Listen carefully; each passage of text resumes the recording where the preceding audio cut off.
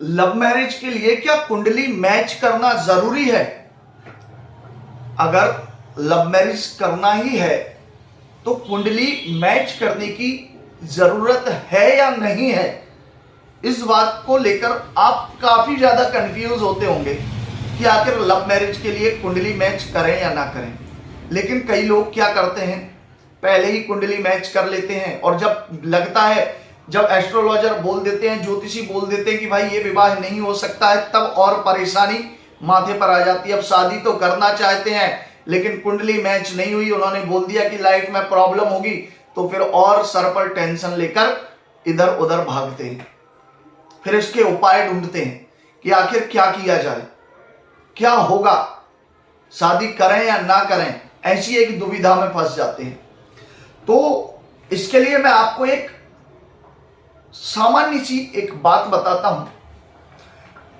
वैदिक सनातन धर्म में 8 प्रकार के विवाह बताए गए हैं, जिसमें ब्रह्म विवाह अर्थात पारिवारिक सहमति से भारतीय संस्कृति के वैदिक रीति रिवाजों के साथ किया जाता है। राक्षस विवाह होते हैं, पिशाच विवाह होते हैं, इत्यादि विवाह होते हैं, जिसमें से एक विवाह होता है गंधर्व विवाह, अर्थात वर और कन्या अपनी इच्छा के अनुसार अपने जीवन साथी का चयन करते हैं। इसमें कई बार पारिवारिक सहमति हो भी जाती है, लेकिन कई बार नहीं भी होती है। तब इस स्थिति में क्या करना चाहिए? गंधर्व विवाह अर्थात लव मैरिज। तो इस बात को आपको समझना जरूरी है। अगर आप लव मैरिज करना ही चाहते हैं तो फिर आपको कुंडली खोलकर देखने की जरूरत भी नहीं है, मैच करने की जरूरत भी नहीं है,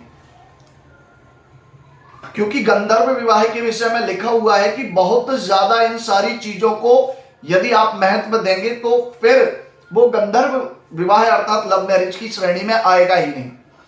अगर लव मैरिज करना ही चाहते हैं ना, तो फिर इन सब चीजों से दूर हो जाइए। लेकिन आप इन चीजों को देखना भी चाहते हैं, कुंडली मैच करके करना भी चाहते हैं, लव मैरिज भी करना चाहते हैं, और फिर कुंडली मैच नहीं होती है, फिर एस्ट्रोलॉजर की बात नहीं मानते हैं और फिर ये कह देते हैं कि ये तो सब पाखंड है, तो भाई ये करने की जरूरत नहीं है। इसकी अपेक्षा आपको कर लेना चाहिए। लेकिन आप इस दिशा में बढ़ते हैं, अगर कुंडली मैच करवाते हैं तो फिर इसे मानना भी चाहिए।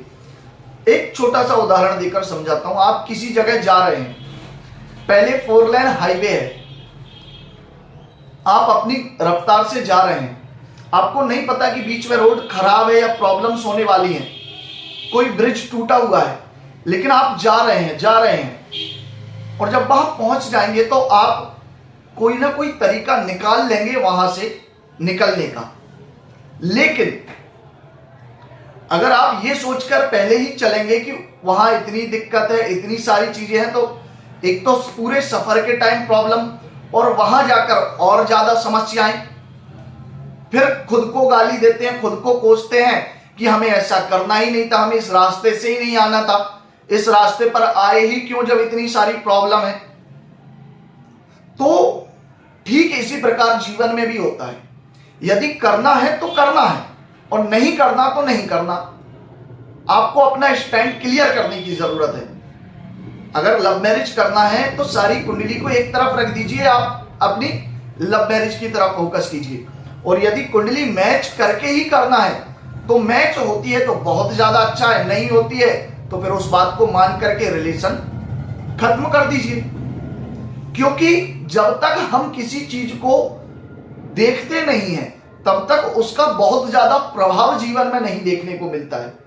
तब हम समझ लेते हैं कि जनरल प्रॉब्लम चल रही है, लेकिन देखने के बाद भी अगर वही काम करेंगे तो फिर माइंडसेट वैसा होता है, फिर वो सारी प्रॉब्लम हम उसी से जोड़ने लग जाते हैं कि भाई हमें शादी नहीं करनी थी, कुंडली मैच नहीं हुई, हमने की इसीलिए हमें बुखार हो रहा है, सरदर्द हो रहा है, लड़ाई झगड़े हो रहे हैं। लड़ाई झगड़े तो जनरली होते भी, लेकिन आप उन्हें वहां ठीक कर सकते थे। लेकिन यहां कुंडली मैच नहीं हुई तो दिमाग में एक बात बैठ गई है कि नहीं भाई अब तो कुंडली मैच नहीं हुई इसीलिए हो रहे हैं, अब तो तलाक ही होगा, अब तो हम अलग ही हो जाएंगे, और वो सारी चीजें आप कर लेते हैं। तो इस बात का बहुत ध्यान रखें, करना है या नहीं करना, बिना मैच किए करना है या मैच करके करना है, यह आपके ऊपर निर्भर करता है। लेकिन मेरी सलाह है, अगर करना है तो मैच मत करो, और अगर मैच करना है तो मैच हो तभी आप अपना मैच करो, और नहीं तो अपनी अपनी पारी घोषित कर दीजिए, एक एक अंक दोनों लीजिए और खुश रहिए। समझे ना? आशा करता हूं वीडियो देखकर बहुत आसानी से समझ गए होंगे, और वीडियो अच्छा लगा है तो सब्सक्राइब करके जाइए, क्योंकि आप ही के लिए तो ऐसे वीडियो लेकर आता हूं मैं, बहुत मेहनत करके सारी चीजों को तैयार करके आपके लिए ही लेकर आता हूं।